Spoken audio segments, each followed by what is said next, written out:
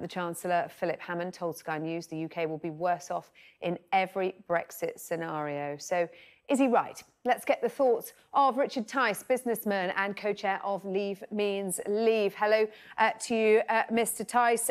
So we're going to be poorer no matter what, but the government's deal is the best on the table.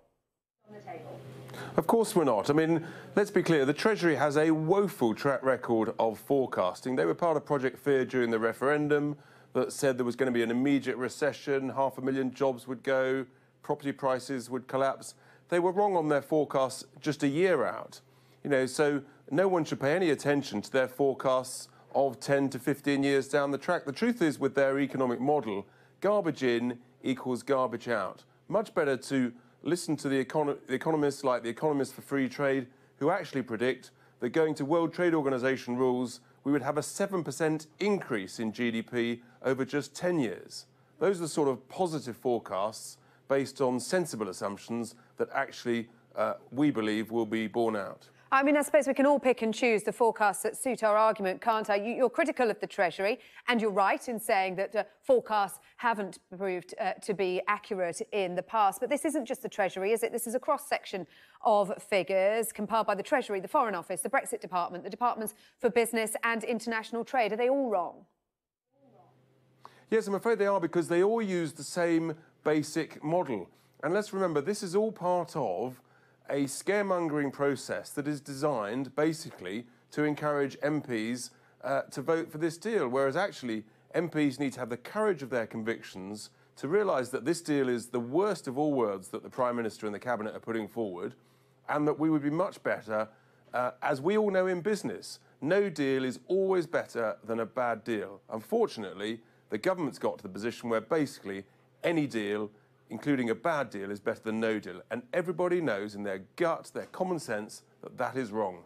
Well, you say everybody knows, but let's just look at what the CBI, chief economist from the CBI representing businesses, has said, is that the longer a no-deal scenario remains possible, the more corrosive the impact on jobs and investment plans. The Federation of Small Businesses has also said in the last few hours, put simply, a chaotic no-deal Brexit will damage jobs, cut growth and hurt the economy. Isn't it time that we have to face the facts? There isn't going to be a perfect deal. Not everyone's going to be happy. This is the best that we're going to get, and it's time to get on with it.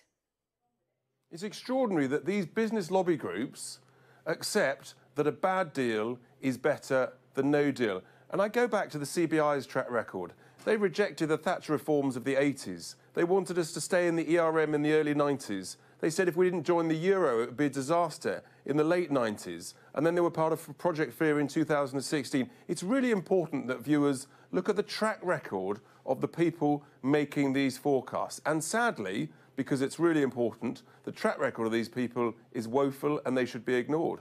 So you're doubting what you're saying, but then it could be argued that let's look at the track record of the Brexit campaign. There were figures being bandied around during that campaign, 350 million, the famous one, of course, and that's turned out not to be true.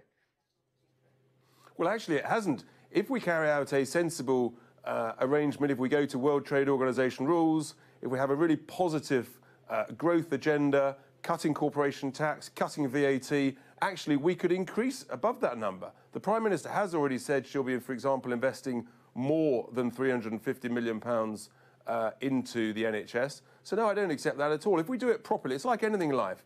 If a job's worth doing, do it properly. And if we do Brexit properly, we'll exceed that number, not fall below it.